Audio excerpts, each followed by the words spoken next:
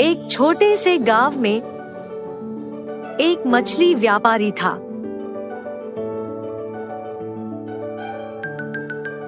जिसका नाम रामू था। वह बहुत लालची था और सोचता था कि वह सबसे ज्यादा पैसे कमाएगा।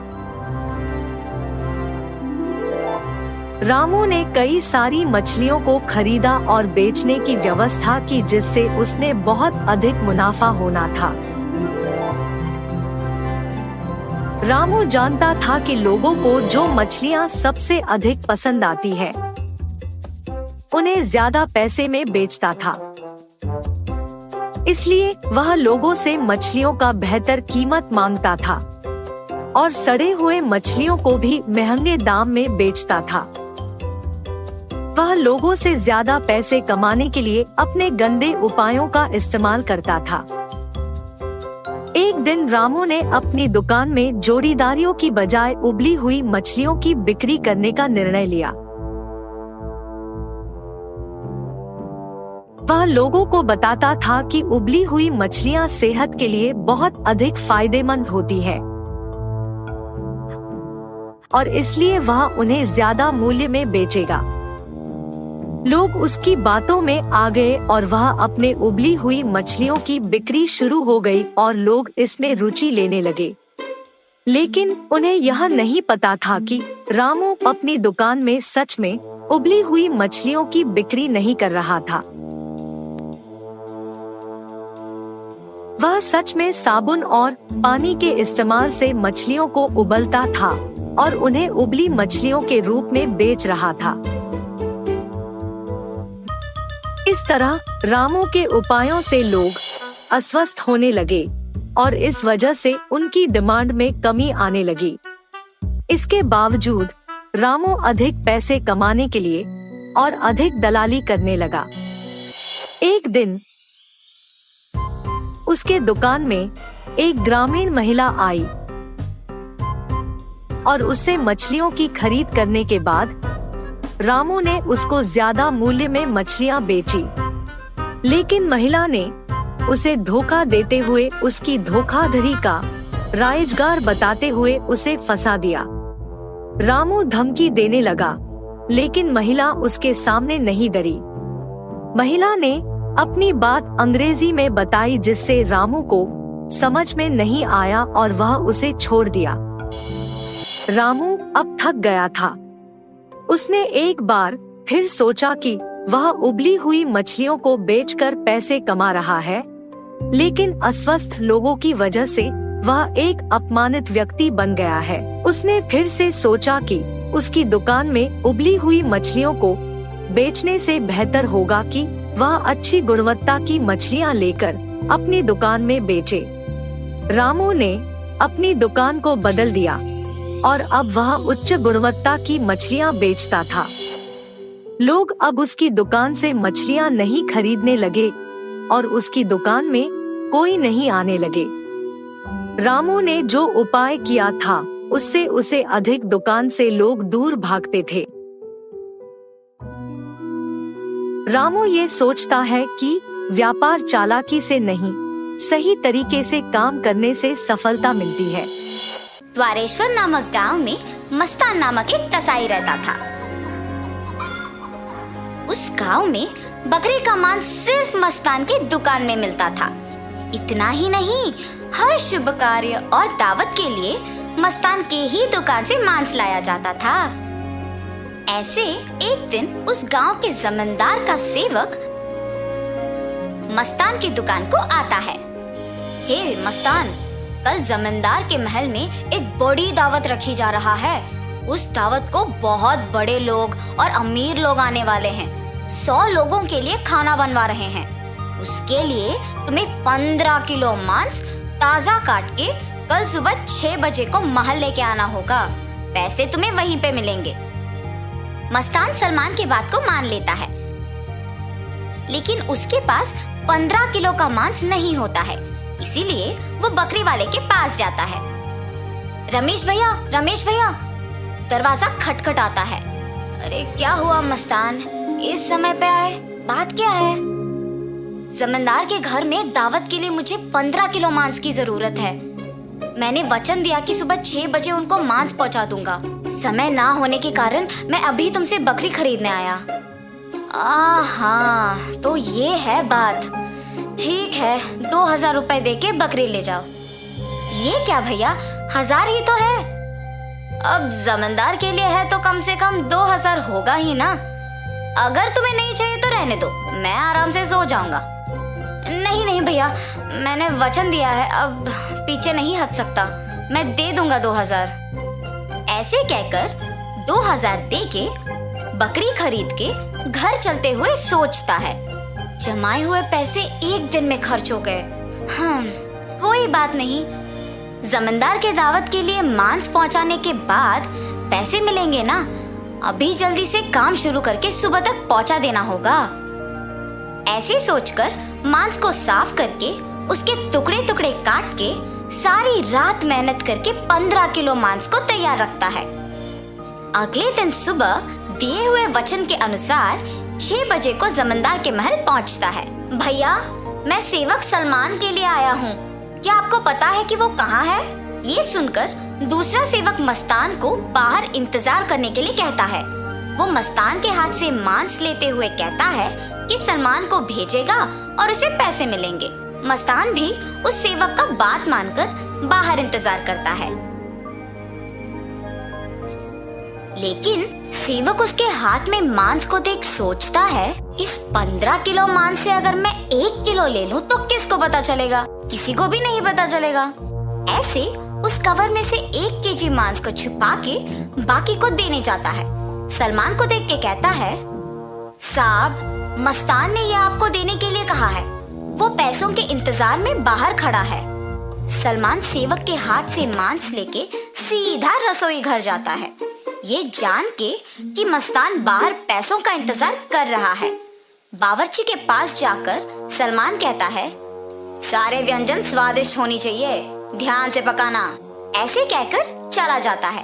बावर्ची पकाते हुए, इतने मांस से अगर मैं 2 केजी ले लूं तो किसको शक होगा? किसी को भी नहीं होगा। ऐसे सोचकर मांस को छुपा के बाकी को पकाता है।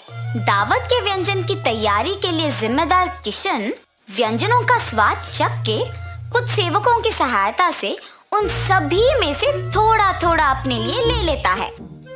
आए हुए मेहमान सारे दावत की खाना शुरू करते हैं और जल्द ही आपस में बात करना शुरू कर देते हैं। ये क्या, इतना अमीर और सम्मानित आदमी, अच्छा नाम है इनका, मगर खाने में कमी क्यों?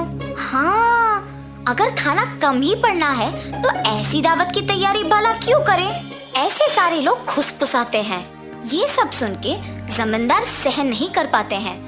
दावत के खत्म होने के बाद क्रोधित होके सारे लोगों को सभा में बुलाते हैं, खास करके दावत के लिए जिम्मेदार लोगों को, और उनको सवाल करना शुरू करते हैं।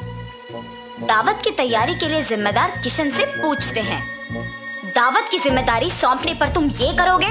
सभी तैयारी किया मैंने, लेकिन व्यंजनों के लिए मात्रा पहले से ही कम पड़ गई थी प्रभु। मेरा इस बात से कोई लेना देना नहीं, आप बावर्ची से पूछिए प्रभु। ऐसे उसने अपनी किए को छुपाकर किसी और पे इल्जाम डाल देता है। तब बावर्ची छुपाए हुए 2 किलो मांस की बात को छुपा के कहता है कि दावत की सामग्री के लिए जिम्मेदार सलमान के पास इसका जवाब होगा। ऐसे उस बात से छुटकारा पाता है। सलमान भी औरों की तरह मांस के दिए गए 6000 रुपयों को मस्तान को ना देकर अपने ही पास रख के, ये जानते हुए कि मस्तान पैसों का बाहर इंतजार कर रहा है, जमींदार से ये बात छुपाता है और कसाई मस्तान पे इल्जाम डाल देता है कि उसने मांस कम मात्रा में दी है। अभी जाके मैं उसका काम तमाम करता हूँ प्रभु, ऐसे कहता है। उसी सभा में मौजूद मस्तान उस इल्जाम का सहन नहीं कर पाता है।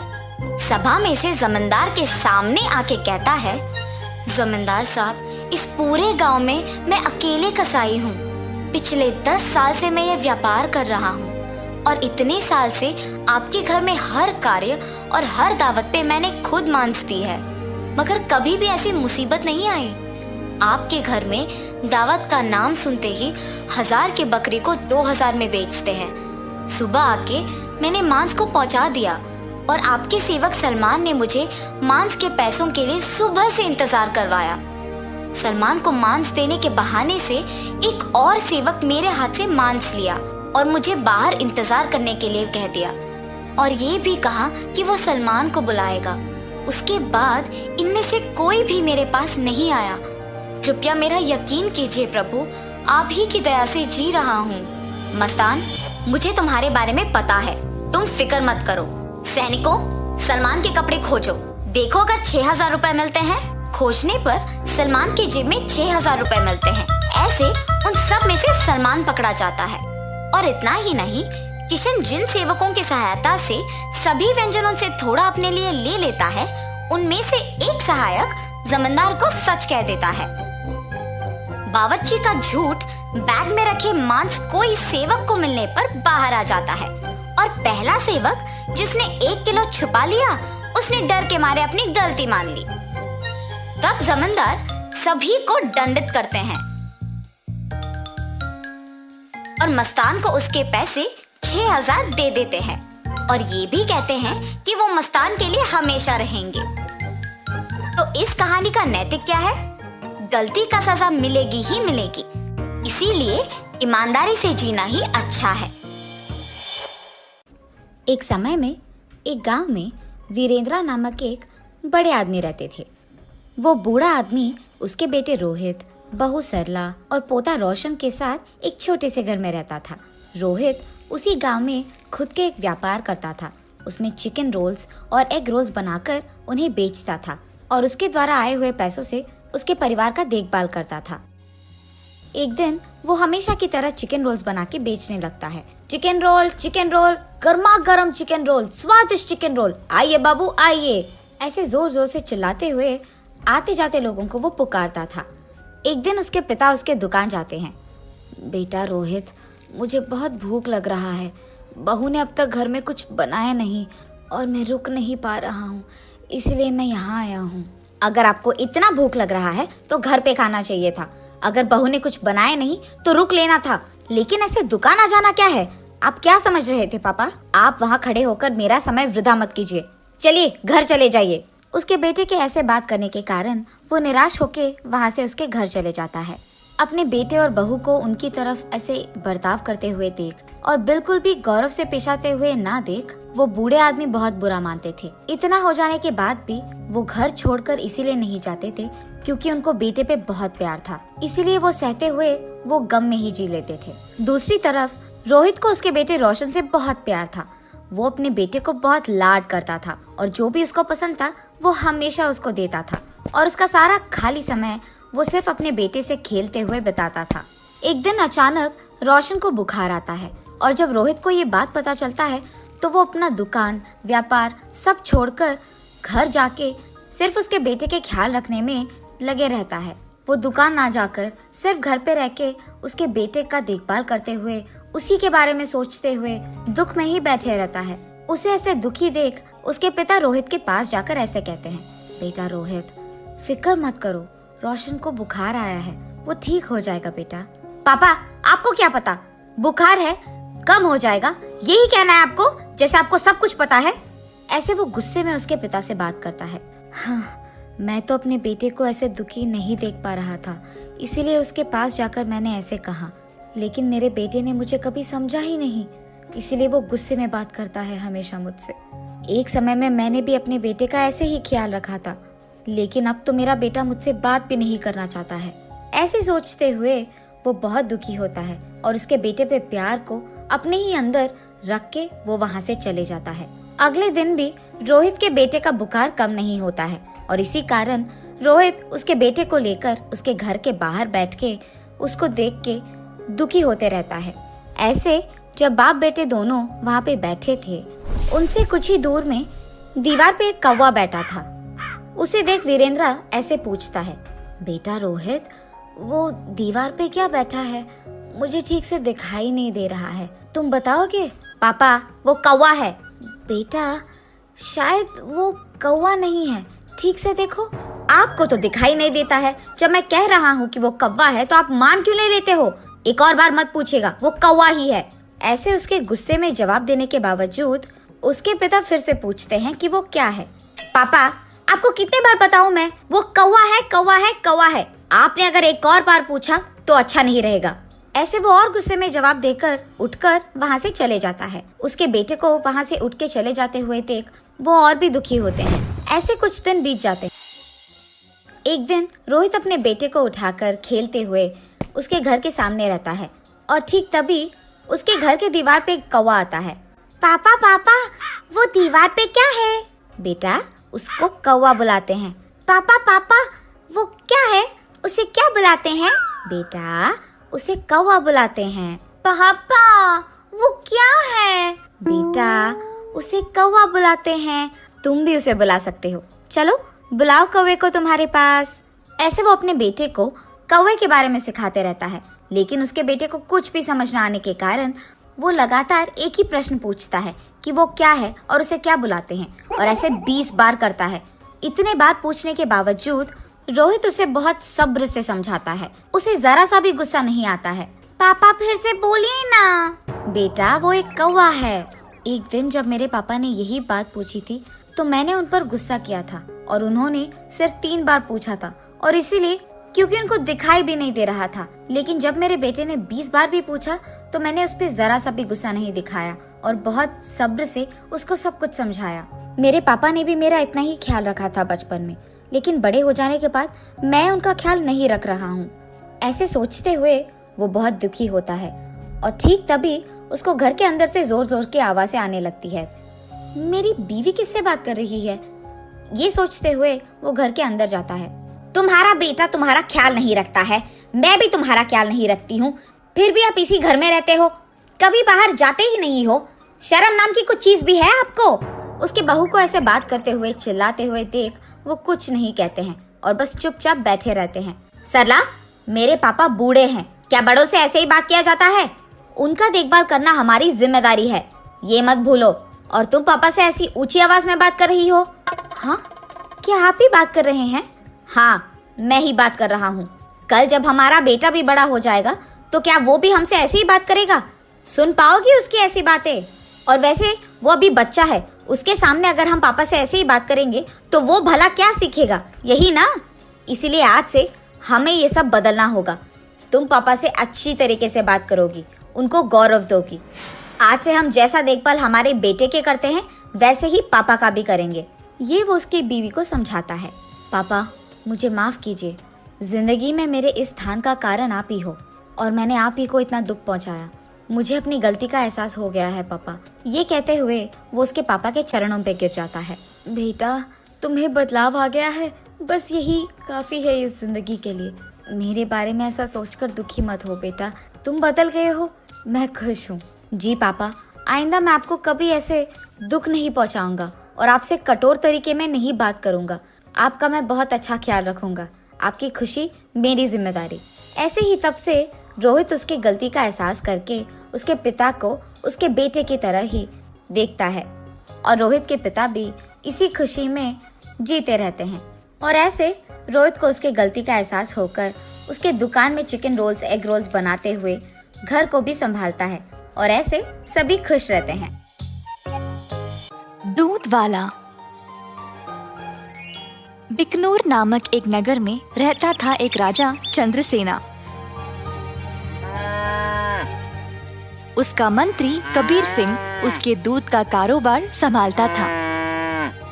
उन्होंने बहुत सारे स्वस्थ गायों को पाला जो अच्छा और गाढ़ा दूध देते थे। ये दूध सारे गांव में बेचा जाता था।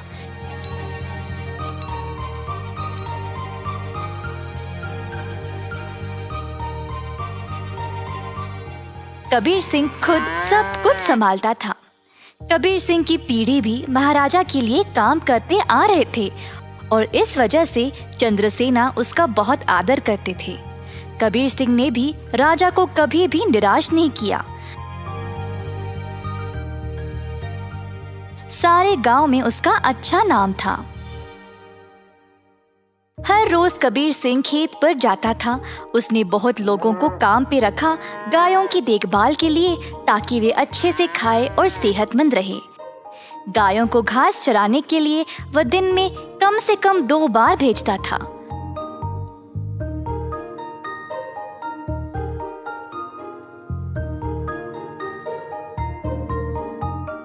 वह हमेशा ध्यान रखता था कि दूध साफ सुथरा रहे। दूध निकालने के बाद वह 10 दूध वालों को देता था ताकि वह गांव में जाकर बेच दे।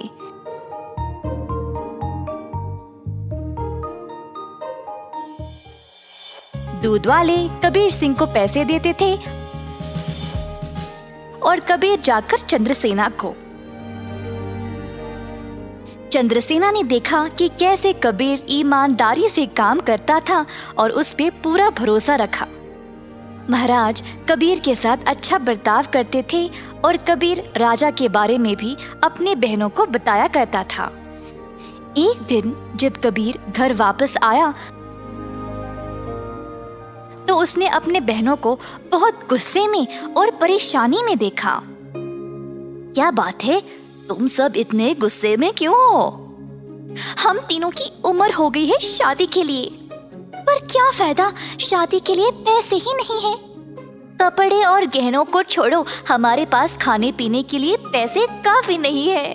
मैं तुम लोगों के लिए ही इतना मेहनत करता हूँ, अगर इससे भी खुश नहीं हो तो मेरी सारी मेहनत ही बेकार हो रही है। आप तो महाराजा के मंत्री हो ना, पर आप अपनी आमदनी किसी भी जरूरतमंद को दे देते हो। और आप दूध का कारोबार भी संभाल रहे हो ना अकेले, उसमें भी कोई मुनाफा नहीं मिल रहा है आपको। ऐसा क्यों? शायद हमारी कोई फिक्र नहीं है, इसीलिए। तीनों बहनें रोने लगी और कबीर को बहुत बुरा लगा। अब तुम सब मत रो, मुझे बर्दाश्त नहीं होता। अब बोलो मैं क्या करूं? मैं वही करूंगा।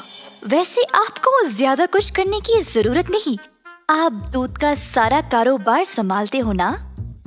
अगर आप उसमें थोड़ा पानी मिलाकर बेचोगे तो आप ज्यादा बेच पाओगे। हाँ, और अधिक दूध से आप ज्यादा मुनाफा भी कमा सकते हो। पर ये तो धोखा हुआ, मैं राजा के साथ ऐसा नहीं कर सकता। कबीर सिंह ने ऐसा करने से मना कर दिया था, पर उसकी बहनों ने उसको भावुक करके जैसे तैसे उससे ये काम करवा ही दिया। कबीर सिंह अक्सर कमाए गए पैसे राजा को देता था और बाकी के पैसे अपनी बहनों को देने लगा। मुझे ऐसा करना नहीं पसंद, ये आखिरी बार है, इसके बाद मुझे ये सब करने के लिए नहीं बोलना। कबीर की बातें सुनकर बहनों ने उसको पैसे वापस किए और घर छोड़कर जाने का नाटक करने लगे। कबीर के पूछने पर तीनों ने धमकी दी कि वे घर छोड़कर चले जाएंगे। मजबूर होकर कबीर को उनकी बात माननी ही पड़ी। कमाए गए पैसे राजा को देकर अधिक पैसे अपनी बहनों को देने लगा। ये सिलसिला कई दिनों तक चलता रहा। कुछ ही समय में कबीर की बहनें नए नए साड़ियां और गहने खरीदने लगे और अच्छा खासा खाने भी लगे। उनकी जिंदगी ही बदल गई। घर पर बैठे बिना तीनों सज धज के बाहर घूमने लगे, सबके आगे दिखावा करने के लिए।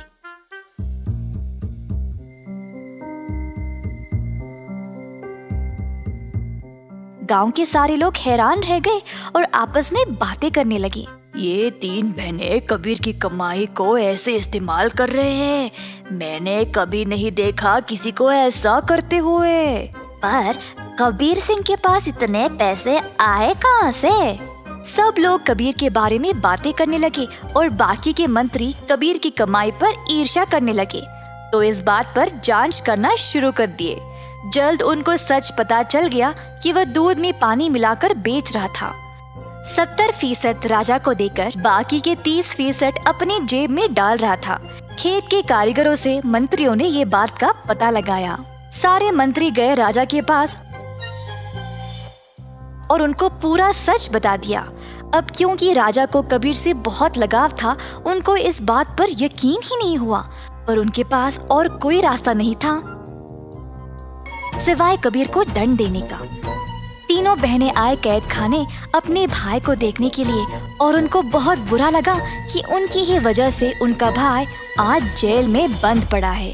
बहनों को अपनी गलती का एहसास हुआ और तीनों गए महाराजा के पास और उनको सब सच बताया कि असल में ये सब उन तीनों की ही गलती है और कबीर दोषी नहीं है।